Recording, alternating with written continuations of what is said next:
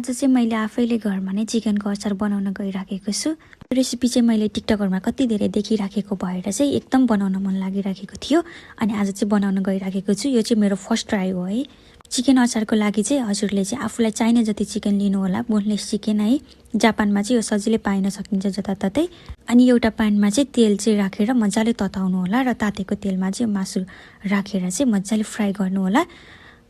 हजुरहरूले चाहिँ आफ्नै स्टाइलमा सजिलो तरिकाले चाहिँ चिकनको अचार बनाउन सक्नुहुनेछ है। मरमसलाहरू पनि आफूसँग जे छ त्यही नै युज गर्नु भए पनि हुन्छ। यो चिकनलाई चाहिँ राम्रोसँग रातो हुने गरी चाहिँ फ्राई गर्नुपर्ने हुन्छ। तेल चाहिँ अलि धेरै राखेर चाहिँ फ्राई गर्नु होला है। त्यो भयो भने चाहिँ एकदम धेरै राम्रो बन्छ चिकनको अचार। अनि आज चाहिँ मैले चाहिँ अदुवा चाहिँ किन्न बिर्सेछु है। म चाहिँ यो आफूसँग जे छ त्यही मरमसला युज गर्न गइराखेको छु। लसुन, खुर्सानी, सुकमेल अनि यो चाहिँ मासु है। सरी, यो त मैले फ्राई गरिराखेको छु। अनि यो चाहिँ रातो भयो। मैले थोरै यसमा बेसार राखेको थिएँ है। बेसारले चाहिँ राम्रो कलर दिन्छ नि त, त्यही भएर। अनि यो लसुनलाई पनि फ्राई गर्ने मजाले।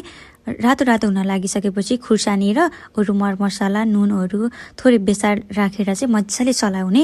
त्यसपछि चाहिँ अघि हामीले फ्राई गरेर राखेको चिकनलाई पनि त्यसमा राखेर चाहिँ मजाले फ्राई गर्नुपर्ने हुन्छ। चिकन फ्राई गर्दा चाहिँ एकदम हाई फ्लेममा गर्नुभए हुन्छ, तर यो मोल्ने बेलामा चाहिँ लो गर्नु होला र यो लेमन या भिनेगर राखेर चाहिँ एकछिन राम्रोसँग चलाउनु होला। यसरी चाहिँ हाम्रो चिकन अचार रेडी हुन्छ। यो चाहिँ एकदम धेरै मिठो बनेको थियो है। मलाई चाहिँ एकदम धेरै मन पर्यो। अबदेखिबाट चाहिँ म सधैँ यो बनाएर खान्छु। हजुरहरूले पनि आफूले चाहिँ मन लागेको अनुसार ट्राई गर्नु होला है।